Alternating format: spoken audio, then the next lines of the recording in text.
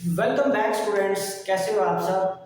तो आज हम इस वीडियो में क्लास 12 सब्जेक्ट अकाउंटेंसी का जो हमारा चैप्टर चल रहा है अकाउंटिंग रेशियोज का, उसका सोल्यूशन कराने जा रहा हूं। क्वेश्चन नंबर 96 का from the book TS grammar. तो स्टूडेंट्स 96 क्वेश्चंस की जो स्टेटमेंट है वो ये है, from the following information calculate trade receivable turnover ratio. ठीक है जी।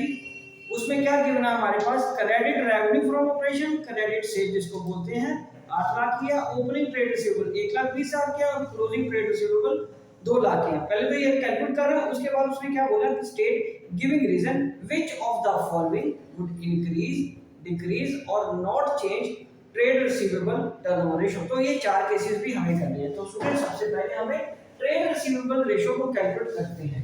ठीक है जी। तो यहां लिखते हैं 96 नंबर क्वेश्चन। ठीक है जी, from the TS grammar book से, जैसे कि आपको पता है। और यहां पे मैंने सेट लाइन करके पहला क्वेश्चन यहां करेंगे और बाकी हम इस तरफ करेंगे। तो यहां मैं रेशियो का फॉर्मूला लिख रहा हूं, trade receivable turnover ratio is equal to net credit sales upon average trade receivable. Right students. तो यहां पे हमारे पास क्या गिवन है, क्रेडिट सेल गिवन है 8 लाख की। क्रेडिट सेल कितनी गिवन है, 8 लाख की। चलो ठीक है।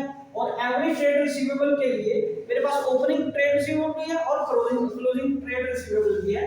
तो यहां पे एवरेज ट्रेड रिसीवेबल निकालो, opening trade receivable plus closing trade receivable upon 2।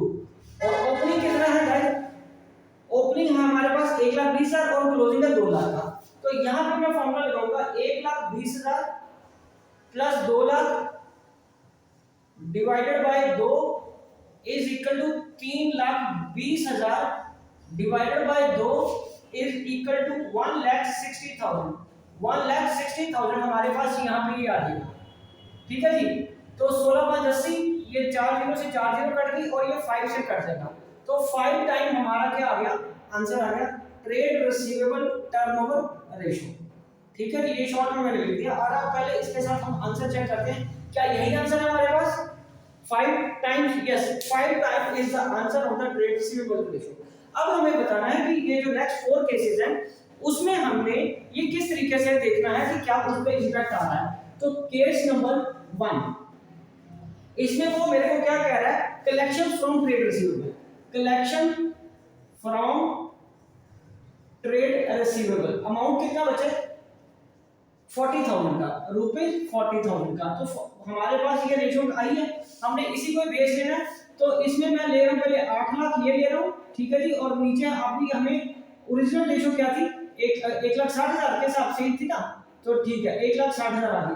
But अब देखो स्टूडेंट्स, जब हमारे पास ट्रेड रिसीवेबल रिकवर हो रहे हैं, ट्रेड रिसीवेबल क्या हो रहे हैं, रिकवर हो रहे हैं, तो नेट सेल में तो कोई इफेक्ट नहीं आएगा। बट उससे क्या होगा, हमारे एवरेज ट्रेड रिसीवेबल का क्लोजिंग बैलेंस कम हो जाएगा। तो हमें एवरेज ट्रेड रिसीवेबल दोबारा वर्कआउट करना पड़ेगा। मतलब यहां पे मैं एवरेज ट्रेड रिसीवेबल का फॉर्मूला लगा रहा हूं, ओपनिंग प्लस क्लोजिंग बाय 2। तो ओपनिंग कितना है, ओपनिंग तो हमारे पास 1,20,000 ही रहेगा। ओपनिंग कितना रहेगा, 1,20,000 ही रहेगा। और 40,000 रिकवर होने के बाद जो क्लोजिंग है हमारा 2 लाख का, 2 लाख का जो क्लोजिंग है उसको हम क्या करेंगे, उसमें से 40,000 माइनस कर दो तो ये रहेगा 1,60,000 अपॉन 2। तो ये आ गया 2,80,000, 2,80,000। ठीक है जी। और ये डिवाइड किससे करेंगे हम, 2 से। तो ये आ गया 1,40,000। कितना आ गया, 1,40,000। तो अब ये वाली फिगर तो 8 लाख की 8 लाख की रहेगी और यहाँ पे क्या आ जाएगा, 1,40,000 चेंज हो जाएगा ना इस इंपैक्ट के साथ। ये तो ओरिजिनल वाला था। ठीक है। ये 1,40,000 यहाँ पे हमारे पास आ गया।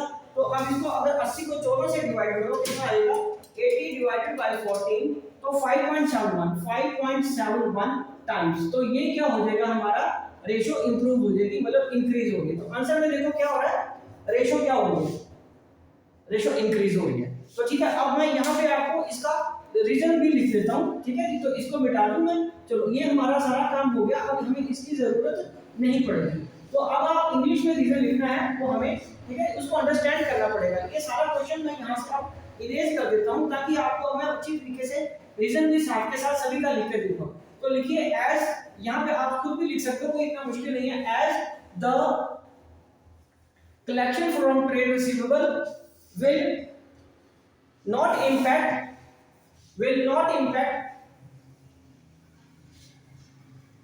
credit sale, but it will lower the average trade receivable, जिसकी वजह से हमारे ट्रेड रिसीवेबल है वो कम हो जाएंगे।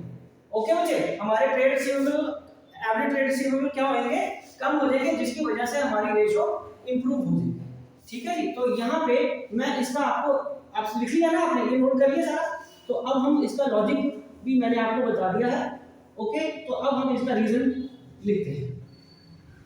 तो चलिए अब इसका रीजन लिखते हैं। नंबर वन का जो रीजन था वो मैंने प्रैक्टिकली आपको करके बता दिया, लिख लो। Payment amount received, it's wet yet, ठीक है जी, it's wet, don't worry। तो यहाँ पे लिख लेते हैं हम amount received from trade receivable will not impact net credit sales but decrease average trade receivable, so ratio will improve। Ratio क्या हो जाएगी बच्चे, इंप्रूव दिखा देगा। ओके, तो चलिए ये तो हो गया हमारा। अब हम क्या करेंगे, इसका सेकंड केस करेंगे। तो चलिए हम इसका सेकंड केस में आपको समझाता हूँ कि सेकंड केस क्या है। तो चलिए इसको इरेज कर देते हैं। पहले का केस मैंने ओरली भी बता दिया और लिख भी दिया है, ठीक है जी। तो अब हम क्या करेंगे, सेकंड केस का देखेंगे क्या करना है। ओरिजिनल रेशो हमारी 5% है। तो यहाँ पे सेकंड केस को मेरे को क्या कह रहा है, सेकंड केस है क्रेडिट रेवेन्यू फ्रॉम ऑपरेशन 80,000 बढ़ रही है, तो नेचुरली इससे हमारी सेल बढ़ जाएगी और क्लोजिंग स्टॉक कम हो जाएगा, ठीक है जी। और उससे क्या हो जाएगा, जब क्लोजिंग स्टॉक कम हो जाएगा तो हमारे एवरेज डेटर भी कम हो जाएंगे, तो गैप और बढ़ जाएगा। तो उससे क्या होगा, हमारी ये रेशो डिक्रीज हो जाएगी। तो अब क्या करेंगे, केस नंबर 2, 96 क्वेश्चन का ही ये केस नंबर 2 है। ओरिजिनल रेशो हमारी थी 80,000, सॉरी 8 लाख, और नीचे हमारे पास कितना था, 1,60,000, ये ओरिजिनल था। अब हमें क्या केस क्या है, केस 2 क्या है हमारे पास, credit revenue from operation, credit revenue from operation rupees 80,000। Okay students, तो अब 80,000 से ये हमारे पास ये 8 लाख है, 8 लाख में ये 80,000 तो ये बढ़ जाएगा, बट एवरेज ट्रेड रिसीवेबल हमें दोबारा वर्कआउट करके देखना पड़ेगा। एवरेज ट्रेड रिसीवेबल में हमारे पास क्या आएगा, ओरिजिनल क्या था हमारे पास, ओरिजिनल 1,20,000 था ओपनिंग का मतलब, और क्लोजिंग था हमारे पास 2 लाख का। 2 लाख में से अब ये आपकी 80,000 और बढ़ जाएंगे, तो ये आ जाएगा 2,80,000। तो ये कितना आ जाएगा, 2,80,000 डिवाइडेड बाय 2, ये बढ़ जाएंगे ना क्रेडिट सेल होने से। तो 120 जमा 280 बटे 2 कर लो, तो ये आ जाएगा 2 लाख। ये कितना आ जाएगा, 2 लाख का, ठीक है जी। तो अब ये आ गया 8,80,000 divided by 2 lakh, divided by 2 lakh. तो इसकी क्या रेशो आ जाएगी, 880 बटे 200, इसकी रेशो 4.4 आ जाएगी। तो it is decreasing.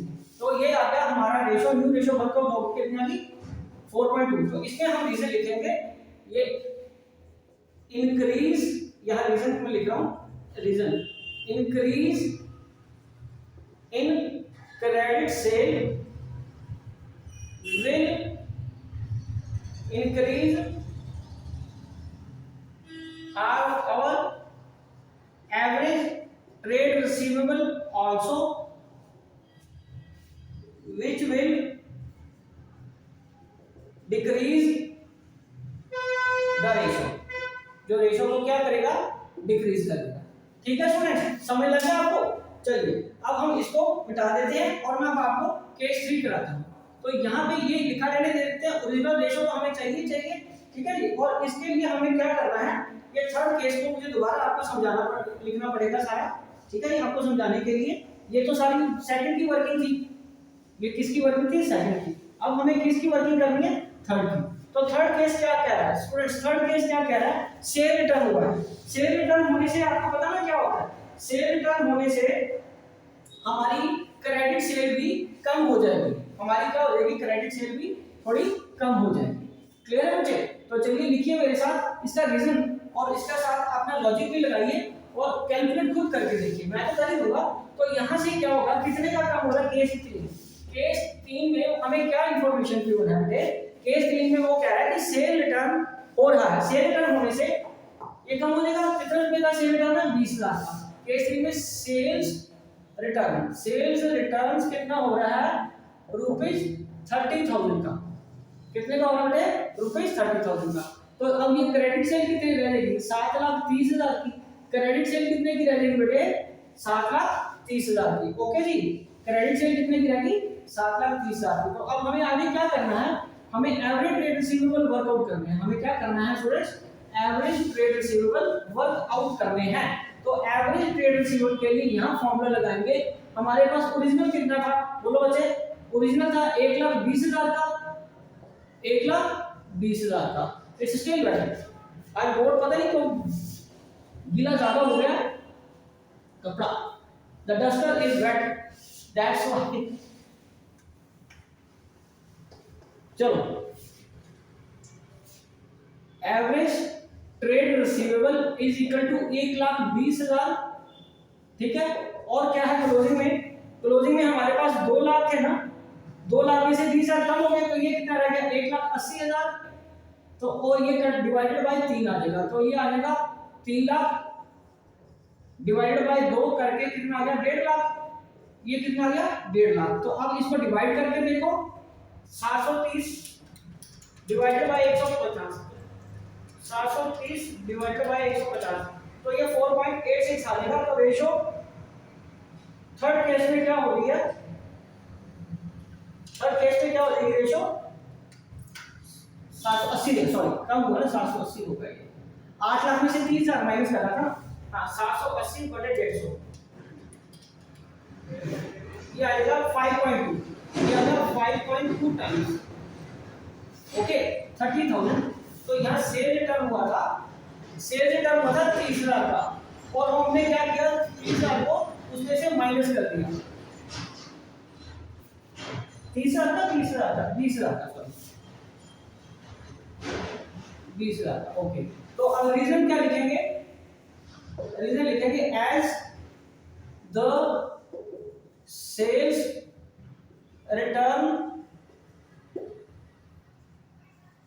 decreases the credit sale also, net credit sales and also decreases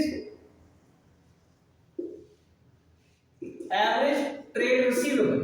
Okay जी, so ratio will improve, ratio क्या हो जाएगी हमारी, इंप्रूव हो जाएगी। ओके स्टूडेंट्स, चलिए अब हम कौन सा इसका केस करेंगे, केस 4। केस 4 सिंपल केस है, मैं यही लिख देता हूँ, उसमें कोई वर्किंग करने की हमें जरूरत नहीं पड़ेगी, ठीक है बच्चे, हमें उसकी कोई भी वर्किंग करने की जरूरत नहीं पड़ेगी, ठीक है। तो चलो अब मैं आपको बताता हूँ केस 4 में क्या करना है। केस 4 में वो कह रहा है हमारा क्रेडिट परचेज, कितना, क्रेडिट परचेज, क्रेडिट परचेज कितने रुपए का है, ₹1,60,000। तो क्रेडिट परचेज तो हमारा नेट क्रेडिट सेल में और या एवरेज ट्रेड रिसीवेबल में तो आता ही नहीं है, जब आएगा ही नहीं तो उसका इंपैक्ट नो आएगा, no impact, so no impact, इसका आंसर तो आएगा नो इंपैक्ट। आप आंसर में भी मिला लीजिए, ठीक है। और यहाँ पे रीजन क्या लिखेंगे, रीजन है as credit purchase will not